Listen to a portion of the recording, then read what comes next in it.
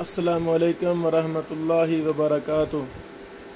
صدقۃ الفطر کے حوالہ سے ہمیں کئی ایک بھائیوں نے اہم سوال کیے۔ صدقہ جاریہ کی نیت سے کہ شاید کسی اور بھائی کو بھی فائدہ ہو جائے، وہ ہم شیئر کرنا چاہتے ہیں۔ پہلا مسئلہ یہ ہے کہ ایک فیملی اسلام آباد میں رہتی ہے، انہوں نے عید سے 2-4 دن پہلے ہی صدقہ فطر ادا کر دیا ہے۔ اب وہ اپنے اصل گاؤں میں قصور آ گئے ہیں، کیا یہاں بھی وہ صدقہ فطر ادا کریں گے؟ چونکہ اصل گھر ان کا اب وہاں ہی ہے، اب اپنے چاچو ماموں کے گھر میں مہمان ٹھہرے ہیں۔ تو اس کا جواب مختصراً یہ ہے کہ ان کا صدقہ فطر جو انہوں نے ادا کر دیا ہے وہ کافی ہے۔ اب جس گاؤں میں آئے ہیں، جن کے گھر مہمان ٹھہرے ہیں، میزبانوں پر صدقہ فطر دوبارہ دہرانا یہ ضروری نہیں ہے اور نہ ہی کوئی مسئلہ ہے، بلکہ جو انہوں نے اپنا صدقہ فطر ادا کیا ہے وہی کافی ہے۔ ایک اور اہم مسئلہ، ابھی رمضان میں گندم بھی آئی ہے، لوگوں نے گندم کا عشر بھی ادا کیا، ویسے بھی غریبوں میں گندم تقسیم کی گئی۔ ایک بھائی نے ہم سے سوال کیا کہ آج سے 15 دن پہلے یعنی نصف رمضان ابھی گزر چکا تھا، ہم نے گندم تقسیم کی تھی، لیکن اس میں نیت نہیں تھی کہ یہ ہم صدقہ فطر ادا کر رہے ہیں، تو کیا وہی گندم جو ہم نے بغیر نیت کے تقسیم کی لوگوں میں، غریبوں میں، وہ کفایت کر جائے گی، یا کہ ہمیں اب دوبارہ سے صدقہ فطر الگ ادا کرنا ہوگا؟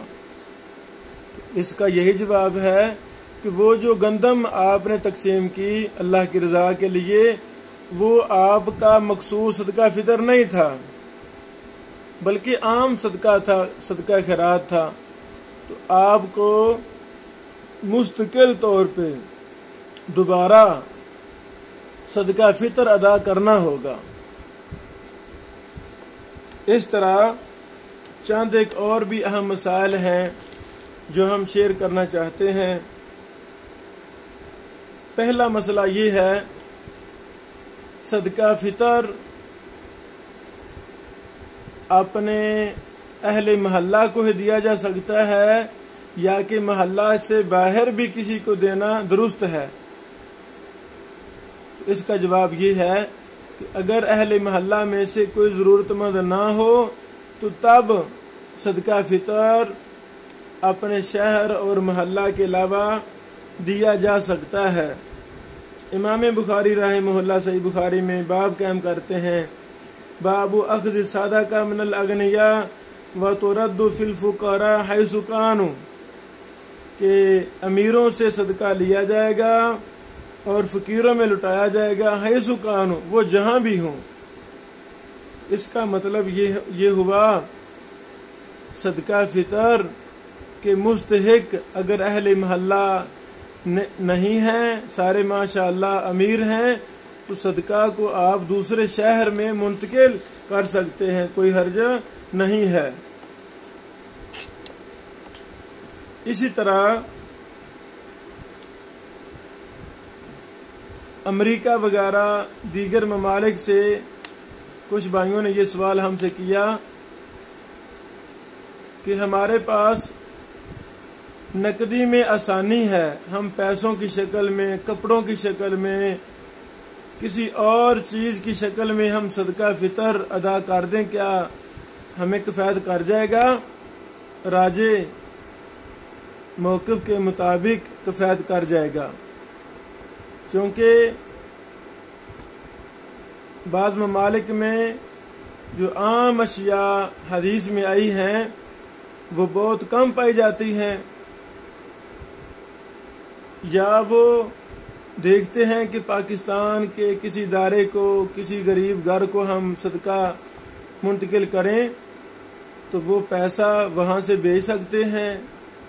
اگر وہ چاہتے ہیں کہ ہم لباس دیں، اور یہ بھی دیکھتے ہیں کہ غریبوں کے پاس گندم وغیرہ ہے، کچھ نہ کچھ پیسہ بھی ہے، لیکن ان کو لباس کی ضرورت ہے، تو اس میں کوئی حرج نہیں ہے۔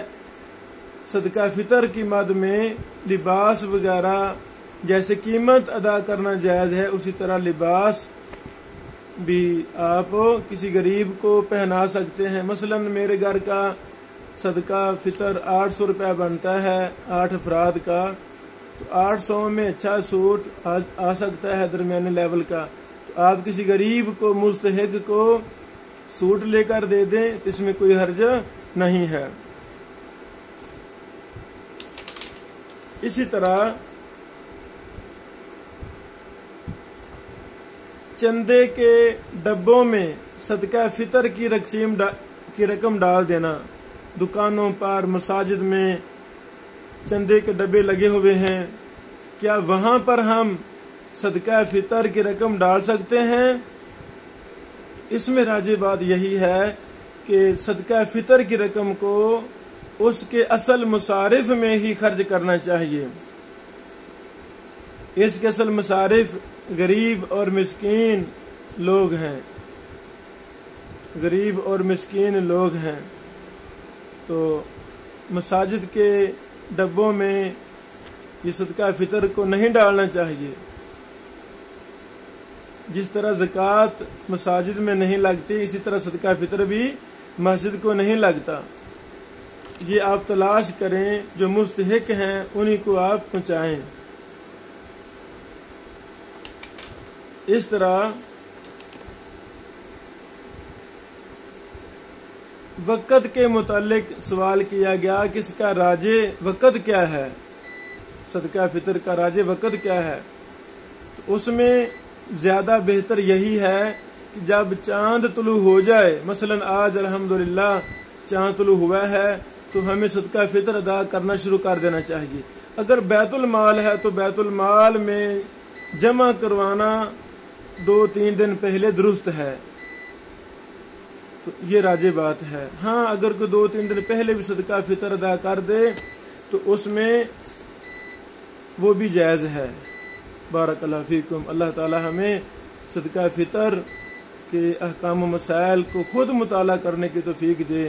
اور یہ بہت بڑی مصیبت ہے کہ ہم چھوٹے چھوٹے مسائل پوچھتے ہیں، خود مطالعہ نہیں کرتے۔ تو ہمیں چاہیے کہ ہم دین اسلام کے اہم مسائل کو خود دیکھیں، قرآن و حدیث سے تلاش کریں۔ بارک اللہ فیکم۔ اس طرح کئی ایک مسائل ہیں، لیکن یہ چند ایک اہم مسائل ہمارے نظر میں تھے، تو ہم نے سمجھا کہ ان کو بیان کر دیا جائے۔ بارک اللہ فیکم۔ السلام علیکم ورحمۃ اللہ وبرکاتہ۔